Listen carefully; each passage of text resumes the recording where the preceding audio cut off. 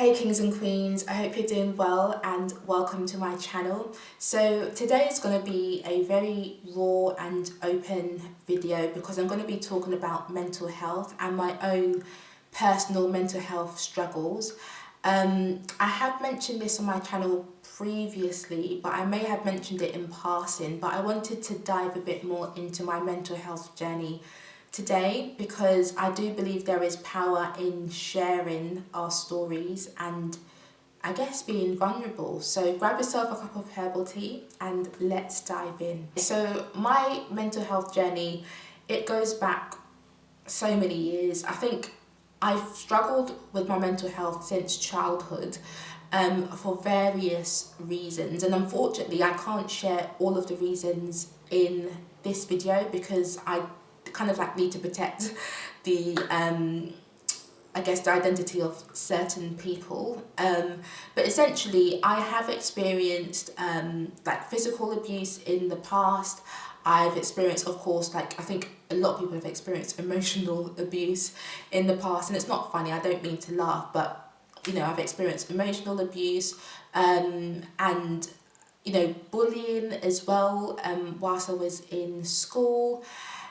And then yeah, just a few or a couple life events, trauma related events that have really left me even more, I guess, not mentally unstable, but they definitely did shake my world at the times that I was experiencing them. So in essence, where I am now today, I've been told that I have mild anxiety and mild depression. I definitely have symptoms. When I just go on the NHS website, I can look at the symptoms of like generalised anxiety disorder, depression, and yeah, I have a whole leap of those symptoms. Although I haven't formally been diagnosed with anything, I've spoken to counsellors multiple times in the past who have done like on the phone assessments with me, and I've gone through courses of therapy in the past for various reasons, but all because, you know, at times in my life, I guess my anxiety does rear its ugly head now and again, and there are times in my life where I feel really low, really down and depressed due to various reasons, and I feel like it's probably always going to be an ongoing struggle for me, something that I potentially always experience in life, and there'll just be like peaks and troughs of when it gets really unmanageable and when I can manage it. And in essence, that's where I feel like I am at today. I mean, at this present moment in time, I'm actually off work due to sick leave, due to feeling really stressed and anxious because of work related stress.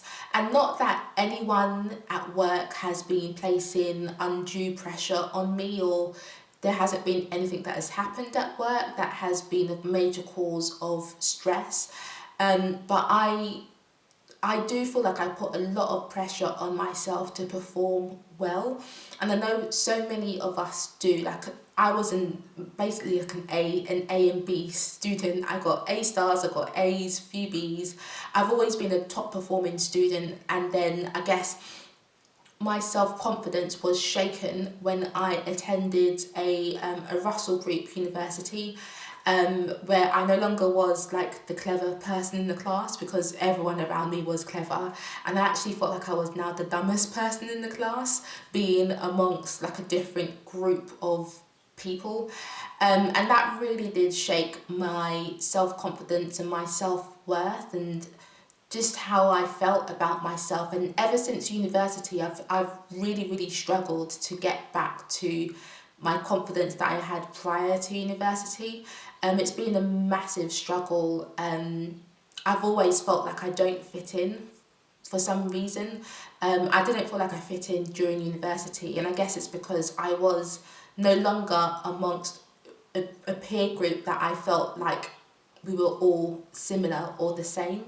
And that's due to, people, we were all from various, well, not all actually, but a lot of them are from different backgrounds, but backgrounds that I had never even come across before. And yeah, I just felt like I was very different and I didn't fit in and I wasn't supposed to be there. And I think it didn't really help the fact that I lived on campus, in student halls for the first year of university, because I was literally in that environment 24/7. I could not just go to lectures during the day and then go home in the evenings and shut that world out. It was like constant 24/7. You wake up with these people who I naturally felt very different to.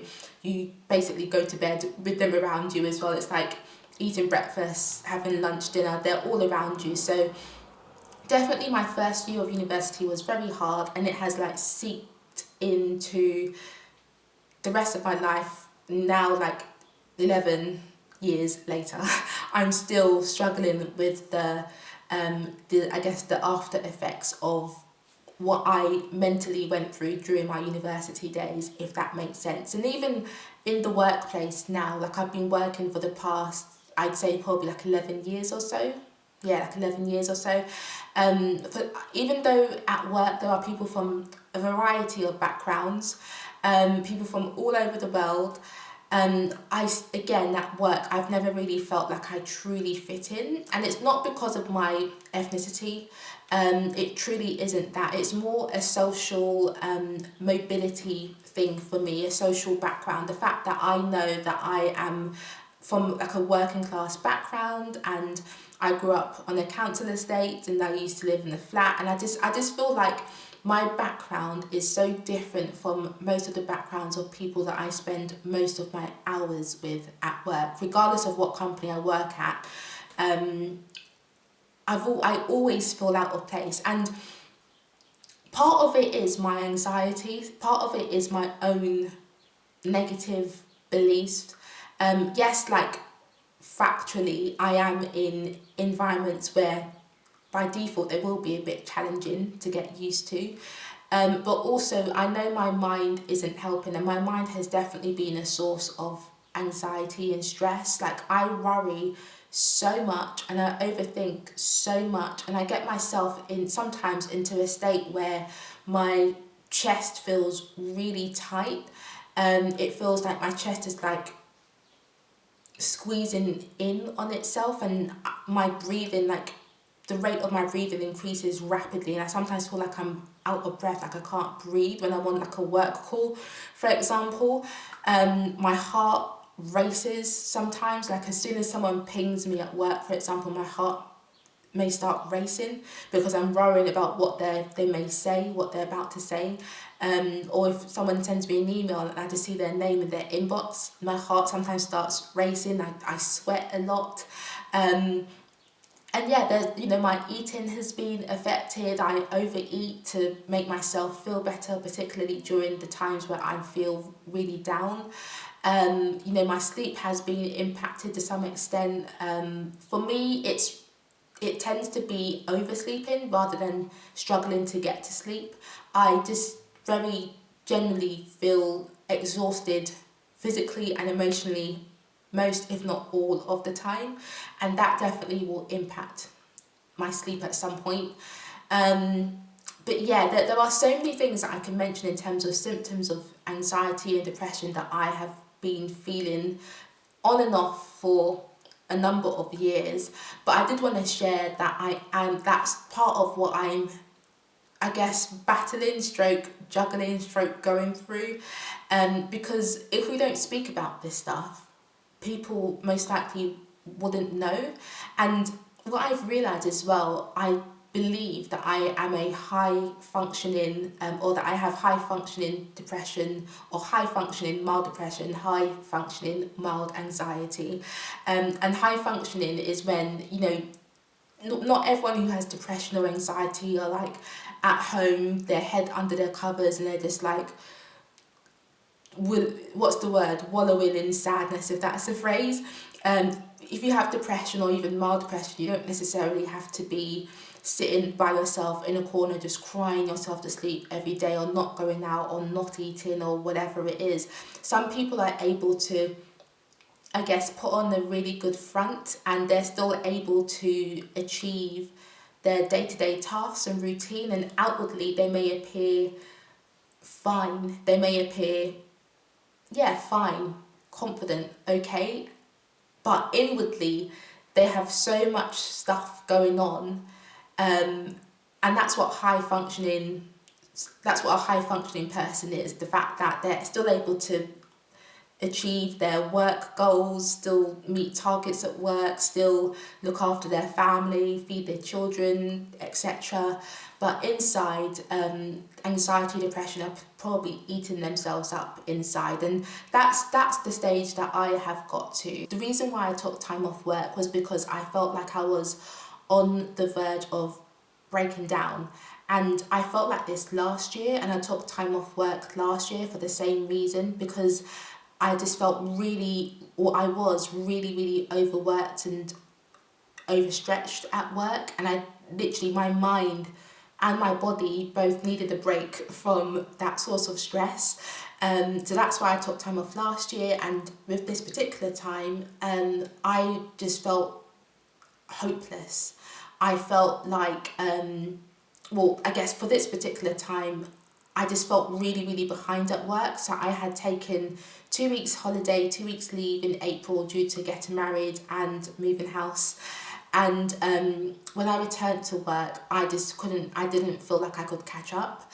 There were so many emails that had piled up during my absence, and whilst we're away, someone does cover for you, but they don't do everything that may come into your inbox, or they won't cover for every single thing that you were working on before you left.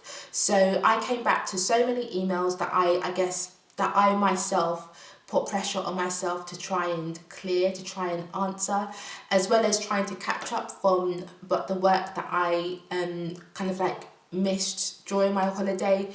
Every single day whilst you're at work, new tasks, new deliverables, etc. are put on your plate that I was trying to do whilst I was trying to catch up. And then there was work from even before my holiday that I was still trying to complete when I returned from my leave. So in essence, it was just, I just felt so overwhelmed with my workload, because I was putting pressure on myself, and also other people at work. Yes, they were putting pressure on me. Like my stakeholders were asking, like, have you done this? Like, that kind of thing. And for me, it just became really unbearable. Like I would dream about work and dream about particular people at work, chasing me for things, and I would just, start work early and work late in the hope of trying to catch up. Although we never quote unquote catch up with work, there's always more work to do.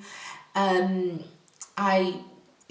were just times where I would just sit at my desk on calls feeling hopeless, feeling like wishing that the ground would swallow me up, because I felt so uncomfortable. So I just felt really rubbish at my job, and I even began to make like small mistakes, mistakes that I don't believe I would usually make, but I think it was because I was just feeling so down and so hopeless and overworked and just tense and everything. It really does affect your performance, and it affected me at home as well. I no longer felt like I had the energy or time to cook for myself, cook for my husband, clean, do the normal like daily routine, daily activity stuff that we do. Anxiety and depression can affect that stuff as well. And I remember there was just one evening I just sat in the dark for the whole evening after work. I just sat in the dark. I can't remember what I was doing. I think I was just looking out the window. That's what I was doing. Just sat in the dark, looking out the window for the whole evening. And my husband was so worried about me. He cooked, he made dinner, so he made sure that I ate, but he was so worried, and he was just like, Rachel, you need to take time off work. And I think sometimes we need someone to tell us that which we already know within ourselves. Like I knew I needed to stop, to press pause, but I was too scared to do that myself. I needed someone to tell me, press pause, stop, look after yourself.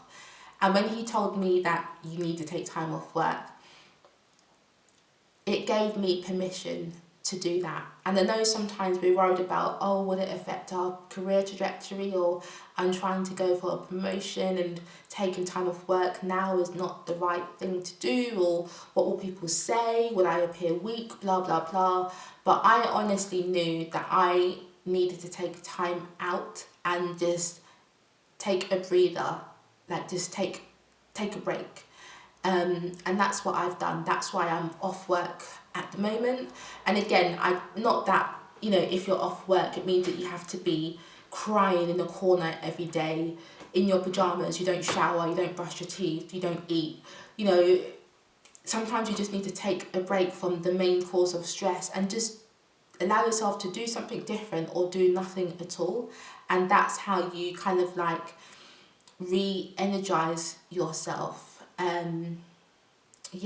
I do hope that makes sense. That's the current position that I'm at, and I wanted to share this with you because I know this isn't really talked about that much online. People tend to come and share their stories like after they've gone through the trenches, and they're sharing like what they've learned afterwards, and like now I'm better and I'm stronger, and that's what happened to me before. But you don't often hear people talking about it whilst they're going through the dirty stuff. So if this makes you realise that you're not the only one going through mental health struggles, you're not the only one feeling like this, then I feel like my job has been done, like I've achieved my purpose with this video.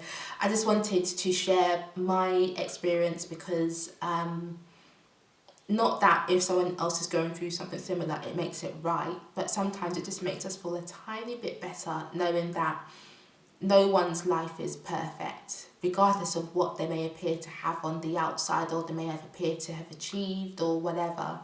No one's life is perfect. We all go through challenges at time, and we all deal with things differently.